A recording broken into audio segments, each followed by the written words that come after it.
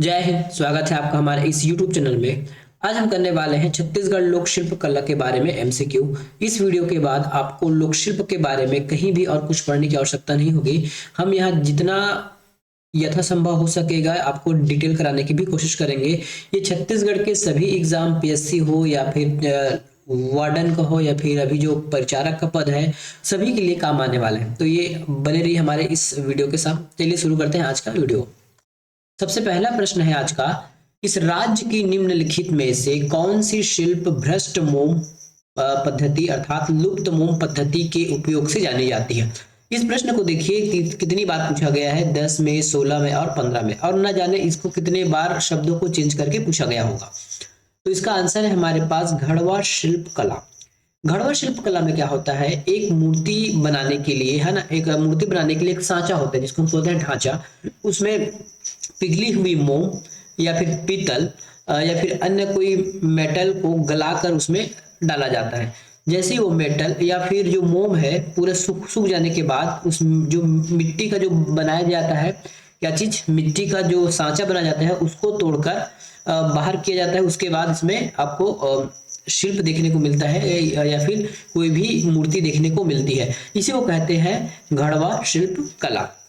ठीक है। तो बस्तर और कोंडागांव जिले में जो निवासी होते हैं, बस्तर और कोंडागांव जिले के जो निवास करने वाले जो घड़वा जनजाति के लोग होते हैं, कहाँ के लोग, बस्तर के लोग, बस्तर, ठीक है, बस्तर और कोंडागांव, ठीक है। बस्तर और कोंडागांव के जो लोग होते हैं वो कौन सी जाति के, घड़वा जाति के लोग होते हैं। वो लोग इस मोम भ्रष्ट या फिर लुप्त मोम पद्धति के उपयोग से शिल्प का तैयार करते हैं, अर्थात मूर्ति को बनाते हैं। अगला प्रश्न है, घड़वा शिल्प कौन सी है, मृणम मूर्ति है, काष्ठ मूर्ति है, कांस्य मूर्ति है, पाषाण मूर्ति है या फिर इनमें से कोई नहीं। तो इसका सही उत्तर है कांस्य मूर्ति है। जो घड़वा शिल्प कला है वो कांस्य मूर्ति है। इसमें कांस्य, देखिए इसमें कांस्य साथ साथ आपको इसमें कांस्य कहा जाएगा, कांस्य के साथ आपको मोम भी कहा जा सकता है, मोम के साथ साथ इसमें आपके पीतल के भी बनाए जाते हैं, इसमें, है ना, पीतल का भी इसमें बनाया जाता है। अगला प्रश्न है, घड़वा लोग किस जगह से निर्मित होता है, घड़वा कला किस जगह निर्मित होता है। ऑप्शन है आपके बस्तर, रायगढ़, सरगुजा और इनमें से कोई नहीं। तो आपका आंसर हो जाएगा बस्तर। यदि बस्तर के साथ साथ यदि आपका कोंडागांव भी दे दिया जाए तो वो भी हमारा उत्तर होगा। साथ में ये देखते चलिए कि रायगढ़ में कौन सी कला चलती है और सरगुजा में कौन सी कला चलती है। तो रायगढ़ में आपके झारा शिल्प कला चलती है। रायगढ़ में क्या है, झारा शिल्प कला चलती है।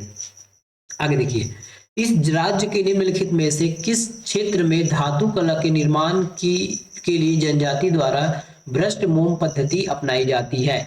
तो इसका ऑप्शन है बस्तर, बस्तर और कोंडागांव। दोनों में से यदि कोंडागांव है तो कोंडागांव लेना है, यदि बस्तर है तो आपको बस्तर लेके चलना है।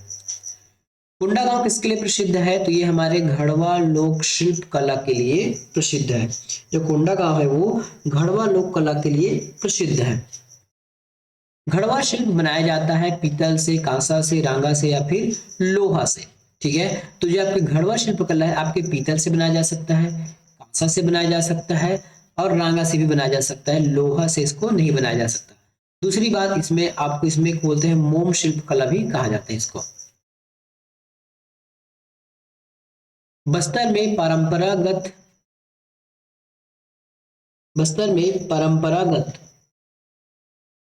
प्रसिद्ध शिल्प कलाकार का नाम बताइए। इसका प्रसिद्ध शिल्प कलाकार है जयदेव बघेल। दूसरी बात, यदि आपको एक, जैसे हमने बार बार कहते हैं कि मोम से बनाया जाता है, तो मोम की ये जो ढांचा होता है वो मोम का होता है ना, मोम का ढांचा होता है। मोम में जितना भी लिक्विड है, चाहे वो पीतल का लिक्विड हो, कांसा का हो, रांगा का हो, उस लिक्विड को उसमें भरा जाता है। पूरे मेटल के सूखने के बाद जब वो जो मेटल है किसी आकृति का रूप ले लेती है, उसके बाद मोम को पिघलाकर निकाल दिया जाता है और इससे क्या होता है, हमारे शिल्प जो है या फिर जो मूर्ति है वो बनकर तैयार हो जाती है। इसलिए कहते हैं मोम लुप्त या फिर लॉस्ट वैक्स मेथड।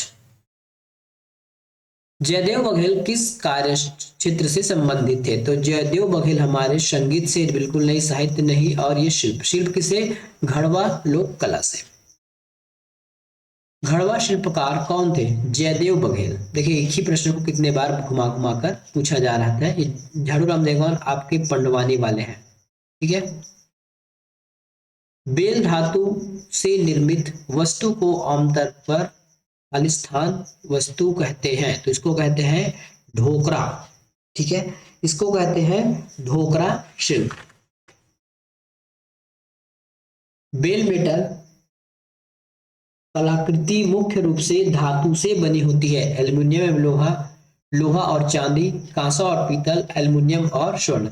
इस प्रकार से हम अभी तक जितने भी क्वेश्चन पढ़े हैं उसमें लोहा और एल्युमिनियम तो हमने देखा नहीं है, लोहा देखा नहीं है, केवल कांसा और पीतल और साथ में रांगा देखा है। तो इसके हिसाब से उत्तर हमारा हो जाएगा ऑप्शन नंबर सी, कांसा और पीतल। प्रश्न इसी प्रकार से आपको एग्जाम में पूछा जाएगा, एक ही चीज को घुमा फिरा कर ही आपको प्रश्न पूछे जाएंगे। यदि एक बार आपने बेसिक से इसको अच्छे से याद कर लिया तो और कुछ भी याद करने की आपको आवश्यकता नहीं पड़ेगी। झारा धातु कला इस राज्य के निम्नलिखित में से किस क्षेत्र से संबंधित है? तो ये है हमारे रायगढ़ से संबंधित है। याद रखिएगा, जो झारा शिल्प कला है वो रायगढ़ से संबंधित है और जो ढोकरा शिल्प कला है वो बस्तर से संबंधित है। ठीक है। निम्नलिखित में से किस नाम से इस राज्य के रायगढ़ जिले की धातु मूर्ति कला जानी जाती है? मलार, घड़वा, झारा या फिर तारा। तो ये हमारा सही उत्तर है हमारा झारा शिल्प कला। अगला प्रश्न, झारा शिल्प कलाकारों द्वारा निर्मित शिल्प है कांस्य शिल्प, बांस शिल्प, काष्ठ शिल्प या फिर मृणमय मूर्तियां। तो इसका सही उत्तर है कांस्य शिल्प। कांस्य शिल्प। छत्तीसगढ़ के सरगुजा में कौन सी जनजाति या फिर कौन सी जाति धातु मूर्ति कला का कार्य करती है? तो इसका आंसर है मलार जाति द्वारा। छत्तीसगढ़ के सरगुजा में मलार जाति द्वारा मूर्ति कलाकार का या फिर मूर्ति बनाने का काम किया जाता है। छत्तीसगढ़ के बांस बर्तन बनाने वाली अनुसूचित जनजाति कौन सी है? कमार, बिरहोर, धनवार, हलवा, सॉरी इसमें कौन सी नहीं है बोला गया है ना, कौन सी नहीं है बोला गया है। तो इसमें कमार बांस के बर्तन बनाते हैं, बिरहोर भी है, धनवार भी है, हलवा जो है वो बांस के बर्तन का उपयोग नहीं करता। साथ साथ इसमें आपके कंडरा, धनवार है ना, कंडरा, धनवार, ये सब देखिए कमार, बिरहोर, धनवार और एक और याद रखिएगा कंडरा, ये भी हमारे बांस बर्तन बनाने वाली अनुसूचित जनजातियों में से एक है। तो कमार, बिरहोर, धनवार और कंडरा ये आपको याद करके चलना है। धनवार जनजाति का परंपरागत कार्य क्या है? लौह शिल्प, काष्ठ शिल्प, बांस शिल्प, कत्था शिल्प या फिर कौन सा? अभी हमने पढ़ा है 4-5 जनजातियों के नाम जो है बांस शिल्प कला से संबंधित है। तो धनवार जनजाति का परंपरागत कार्य क्या हो गया? बांस शिल्प। निम्नांकित में से कौन सी जनजाति बांस का बर्तन नहीं बनाती? कमार, धनवार, कंडरा, कंवर, है ना। तो कंडरा, धनवार और कंवर तो हमने देखा है, लेकिन जो कंवर है ना, ये जो कंवर है ये जो बांस के बर्तन का कार्य नहीं करती। तो हमारा उत्तर हो जाएगा ऑप्शन नंबर डी। इस प्रश्न को 3 बार पूछा गया है, 16 में, 17 में, फिर 16 में। ठीक है, तो कई प्रश्न आपको एक साथ कई बार देखने को मिलते हैं। निम्नलिखित में से बांस बर्तन बनाने वाली अनुसूचित जनजाति कौन सी है? उरांव, नगेशिया, कंडरा, कंवर और इनमें से क्यों नहीं? अभी हमने सीखा है कंडरा। कंडरा के साथ हमने क्या सीखा? इसमें कंडरा के साथ कमार, बिरहोर, कमार, बिरहोर, ठीक है, कमार, बिरहोर और धनवार। ठीक है, तो ये जो 4 जाति आपको याद रखना है जो बांस बर्तन बनाने वाली अनुसूचित जनजातियों में से है। कंडरा जनजाति का परंपरागत कार्य क्या है? फिर से वही बात, बांस शिल्प का। छत्तीसगढ़ के निम्नलिखित में से किस जनजाति के जीवन यापन का मुख्य स्रोत बांस शिल्प है? मुरिया, उरांव, भतरा, कंवार, कमार और कंडरा। तो इस प्रकार से हमारा आंसर हो जाएगा कमार जनजाति। ठीक है, ये हो जाएगा हमारा आंसर कमार जनजाति। छील पत्ते से चटाई व टोकरी बनाना। छीन पत्ते से चटाई और टोकरी बनाने का काम कौन करता है? कमार, शिकारी, कंदरा और सौता। इसमें आपको कभी कभी कंफ्यूजन हो सकता है क्योंकि हमने पढ़ा था कुछ बांस शिल्प के बारे में कमार को, लेकिन छीन के पत्ते और जो चटाई बनाने का जो कार्य करते हैं उसका उस जनजाति का नाम है शिकारी। कमार और जो कंडरा है ये बांस से संबंधित है। शिकारी जनजाति का परंपरागत कार्य क्या है?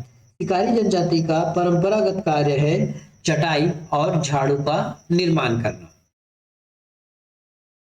काष्ठ शिल्प क्या है? लकड़ी की कारीगरी है, बेल धातु की कारीगरी है, मृदा नक्काशी कार्य है, तांड्य और लौहगिरी है। इसका आंसर हो जाएगा हमारे पास लकड़ी की कारीगरी। काष्ठ शिल्प कला लकड़ी की कारीगरी कला से संबंधित है। छत्तीसगढ़ की काष्ठ कला में बस्तर एक अनूठा स्थान रखता है। छत्तीसगढ़ में मुरिया जनजाति काष्ठ शिल्प कला के लिए प्रसिद्ध है। कोरकू जनजाति के द्वारा मृतक स्तंभ एवं नाचा के प्रयुक्त होने वाले लकड़ी का मुखौटा काष्ठ के द्वारा बनाया जाता है। यदि आपको पूछा जाए काष्ठ शिल्प कला तो आपको बताना है इसमें कौन सी जनजाति? मूरिया जनजाति। ठीक है, मूरिया जनजाति के द्वारा आपके काष्ठ शिल्प कला का कार्य किया जाता है। छत्तीसगढ़ में काष्ठ कला के लिए प्रसिद्ध जनजाति कौन सी है? तो वो है हमारी मूरिया। देखिए आपको बांस और काष्ठ में दोनों में कंफ्यूजन हो सकता है, लेकिन याद रखिएगा जो कमार है या फिर ये जो हमारा बिजवार है ये बांस से संबंधित कोई को बनाते हैं, जबकि काष्ठ कला का मतलब है लकड़ी की कुछ मूर्तियां बनाना, कुछ आकृति बनाना। इस प्रकार इसको हम काष्ठ शिल्प कला के नाम से जानते हैं। रजवार भित्ति की जाली और दीवार अंकन कला छत्तीसगढ़ के किस अंचल से संबंधित है? ये हमारे सरगुजा से। अब इसके बारे में समझते हैं कि ये क्या चीज है। छत्तीसगढ़ प्रदेश में रजवार जनजाति द्वारा घर की खिड़की एवं दरवाजे पर सुंदर आकृतियां और कलाकृतियां रजवार भित्ति शिल्प से बनाई जाती है। यह शिल्प सरगुजा जिले में बनाई जाती है या फिर सरगुजा जिले के लोग इस कार्य को करते हैं।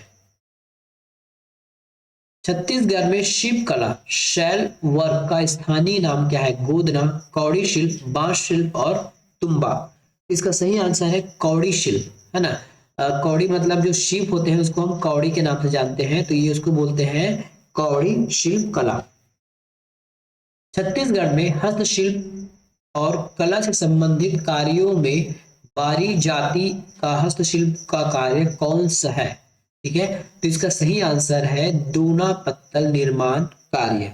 ठीक है, बारी जाति द्वारा दोना पत्तल निर्माण कार्य का काम किया जाता है। तो ये था हमारे लोक शिल्प कला से संबंधित कुछ 28 से 30 प्रश्न। यहाँ से यदि आपने अच्छे से तैयारी कर लिया तो लोक शिल्प से आपका कोई भी प्रश्न नहीं छूटेगा। मिलेंगे नेक्स्ट वीडियो में। धन्यवाद।